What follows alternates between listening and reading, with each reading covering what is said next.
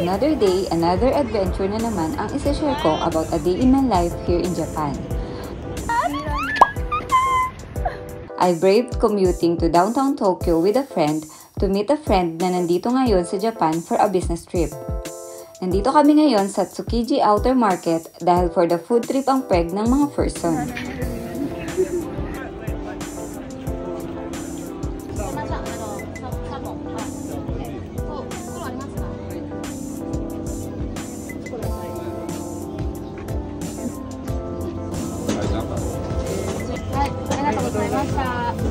$5,500 kani. Diba? 5,500 yan. Onigiri.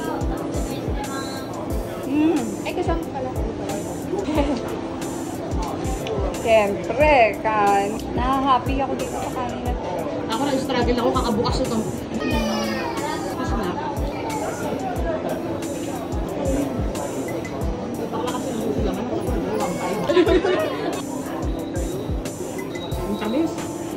At dahil matagal-tagal na nga rin at halos ilang taon na rin ang nakalipas nung huli kaming magkita, kaya 50% food trip at 50% kain ang nangyari. Halos hindi kami matapos-tapos sa pagkain dahil sa rami ng chika. Marami pa nga sana kaming gustong tikman dahil ang fresh at nakakatakam ang raming pagpipilian. 1,000 yen.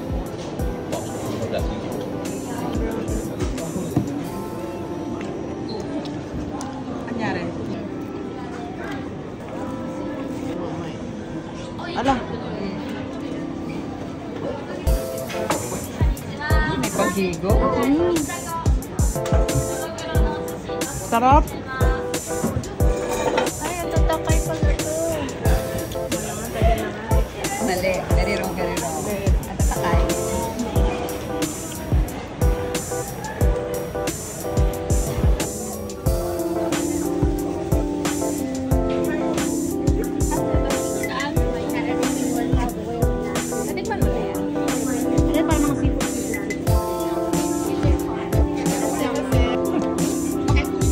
This ka, frita ka.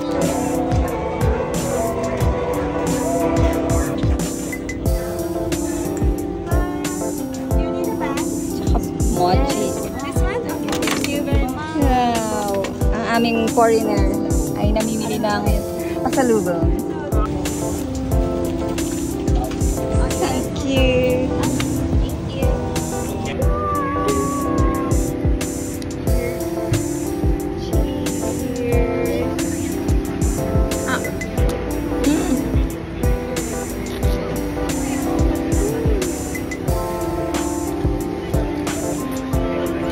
Harap.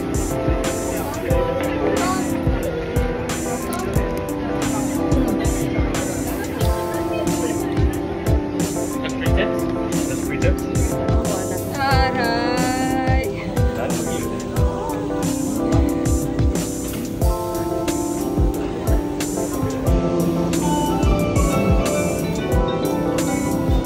Sa Manila ba tayo? Pakitang minit.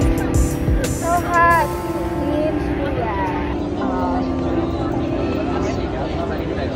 Alam mo naman ang tangkad ko para makuhanan ko, di ba?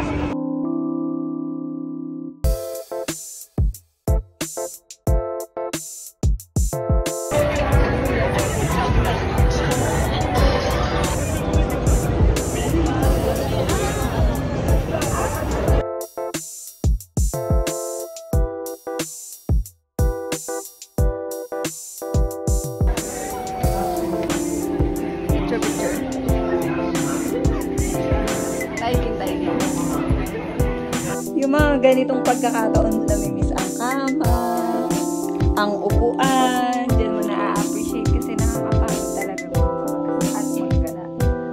Yan ang overlooking. Mitsui Garden. Overlooking Yokohama.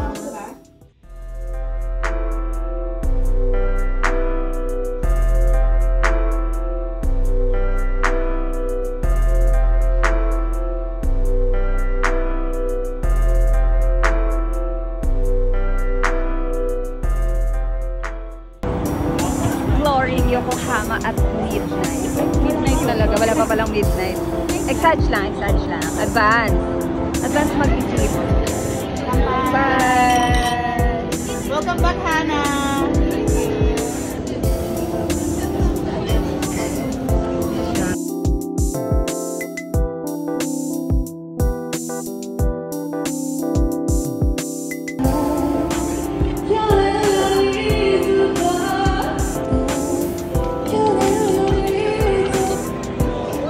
Basta naman ang taga-countryside na napadpad sa city. I'm so overwhelmed with the life and the people. Ang art nila.